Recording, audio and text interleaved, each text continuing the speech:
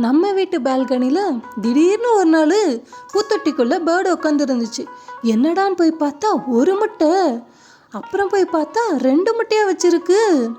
அப்புறம் அது குஞ்சு பொரிச்சு கொஞ்சம் கொஞ்சமாக பெருசாகிடுச்சு. இது முட்டை வச்ச அடுத்த 12 நாளில் குஞ்சு பொரிஞ்சிருச்சு.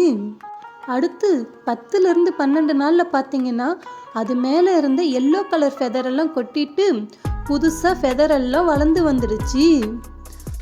அதுக்கப்புறம் 2 நாள் கழித்து பார்த்தா இது குட்டி பேர்டா இல்லை அம்மா பேர்டாங்கிற அளவுக்கு வளர்ந்து வந்து இருந்தது. இவங்க நல்லா வளர்ந்து தொட்டி மேலே உட்கார ஆரம்பிச்சிட்டாங்க.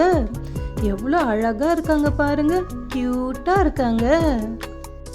அம்மா வருவாங்களா, மம்மா தருவாங்களான்னு உட்காந்துட்டு இருக்காங்க. ஆனால் இவங்க பக்கத்துலேயே போக முடியலங்க, ரெக்கையால் அடிக்கிறாங்க. ஆனால் அம்மா கிட்ட போகிறப்போ ஒன்றுமே செய்யலை.